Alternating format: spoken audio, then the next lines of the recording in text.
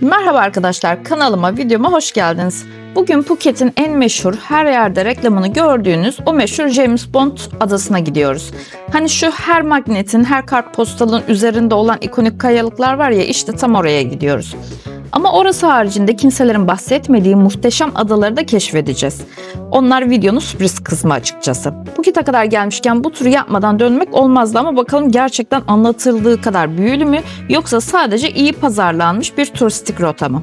Limandaki bu kalabalıktan anladığım kadarıyla bizi epey popüler bir gün bekliyor. Umarım hayal kırıklığı olmaz çünkü gerçekten çok yorucu geçiyor.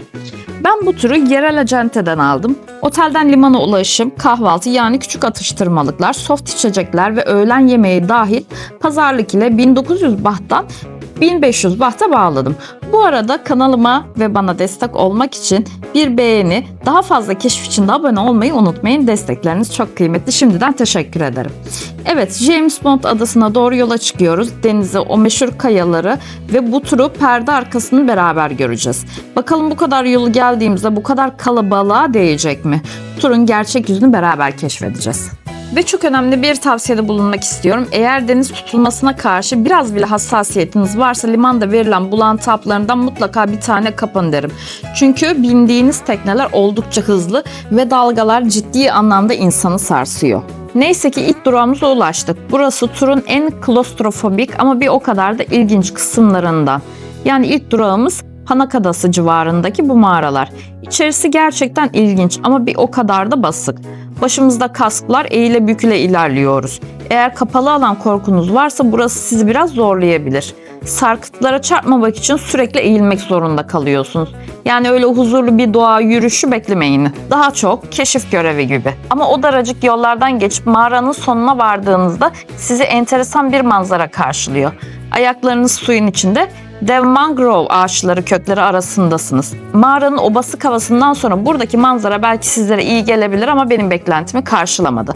Sadece farklı bir mağara deneyimi yaşamış oldum. Aslında ben size videoda kısa kısa gösteriyorum fakat o mağara içerisinde bir 7-8 dakika kadar yürüyorsunuz ve işte en sonunda kavuştuğumuz nokta burası. Bu turun içerisine bu durak haricinde daha ikonik bir yer bence eklenebilirdi. Ama tabii ki onlar bu şekilde tercih etmişler. Şimdi yolculuğumuza devam ediyoruz.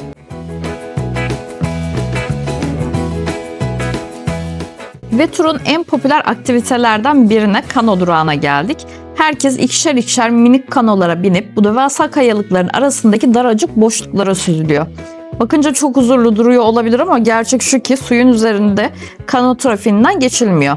Ve o kayaların altına girme fikri beni biraz gerdi. O yüzden maceraya atılmak yerine teknede kalıp bu kaosu ve manzarayı uzaktan izlemeyi tercih ettim. Bazen en iyi manzara içinde olduğun değil dışarıdan baktığındır diyerek kendimi teselli ediyorum. Turun bir sonraki durağı denizin ortasına kurulmuş bu yüzen köy Kopanye. Uzaktan bakınca dev bir kayalığın yamacına sığınmış bu evler gerçekten ilginç bir manzara sunuyor. Burası turun genellikle öğlen yemeği ve alışveriş için mola verdiği ana duraklardan birisi. Açıkçası buraya gelene kadar yaptığımız onca koşuşturma beni biraz yormuştu. Hatta gerçekten değer mi diye sorgulamaya başlamıştım. Ama burası Kopanye. Benim bu turda en çok merak ettiğim ve görmeyi beklediğim tek yerdi. Burası 18. yüzyılda Endonezyalı balıkçılar tarafından kurulmuş bir Müslüman köyü. Tayland yasalarına göre yabancıların toprak sahibi olması yasak olduğu için adamlar çözümü adanın yanındaki dev kayalığa değil, direkt denizin üzerine kazıklar çakarak evlerini yapmakta bulmuşlar. Sokaklarda yürürken sadece hediyelik eşya satanları değil, kapısının önünde oturan yaşlıları, oyun oynayan çocukları ve kendi halinde yaşayan ada halkını görüyorsunuz. Turizm onlar için en büyük gelir kapısı olmuş. Bu yüzden her yer dükkan dolu. Açıkçası biz turist olarak gelip 1 saat gezip gidiyoruz ama bu insanlar tüm hayatlarını bu suyun üzerinde daracık sokaklarda geçiriyorlar. Okulları, camileri hatta o meşhur yüzen futbol sahalarıyla tamamen kendi dünyalarını kurmuşlar. Evet, turistik kalabalık bazen buranın ruhunu kapatıyor gibi hissettirse de bu insanların denizin ortasında sıfırdan kurduğu bu yaşam tarzına saygı duymamak elde değil. Ticari kaygıların arasında o gerçek yaşamın izlerini yakalamak turun en düşündürücü kısmıydı. Evet, yerel halkı bu şekilde gözlemlemek ve bu doğanın içerisinde, bu hayatın içerisinde bir parça olmak beni gerçekten mutlu etti. Aynı zamanda biz burada buranın helal olan Müslüman yemeklerini yeme fırsatı bulduk. Her zamanki gibi söylüyorum, Tayland yemekleri bizden birazcık farklı ama buradaki yemekler bir tık daha benim hoşuma gitti. Deniz mahsulleri olan çorba, pilavı, soğan halkası ve yeşillikler gayet doyurucu oldu. Turun sonuna yaklaşırken tekneden inip dik merdivenlerden önce yukarı sonra aşağı inerken o sürpriz sahile doğru ilerliyoruz. Herkesin yüzünde yorgunluk ama bir o kadar da merak var. Kalabalıkla birlikte adım adım aşağıya süzülüyoruz.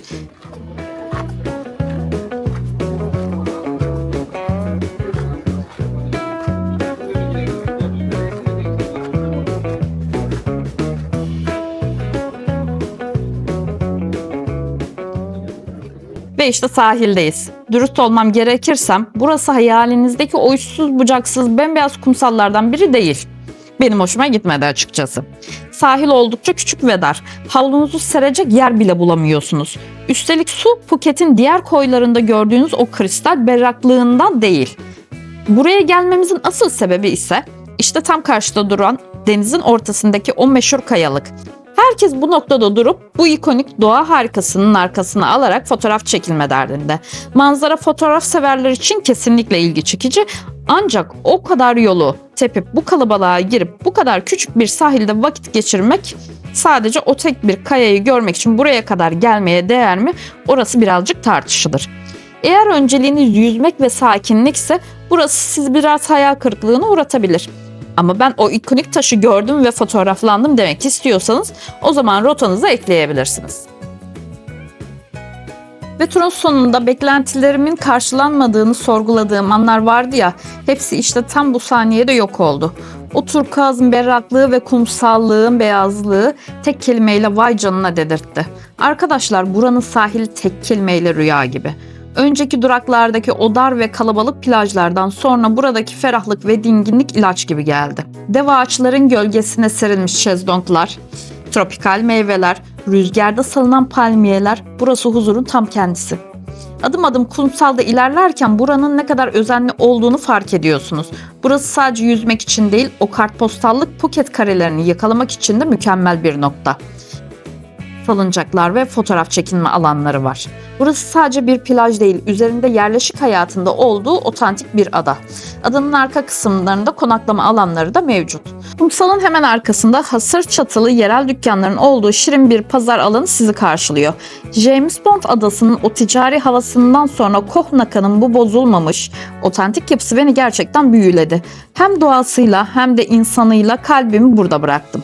Asla unutmayacağım. James Bond ada turunun gerçek yıldızı benim için burası oldu.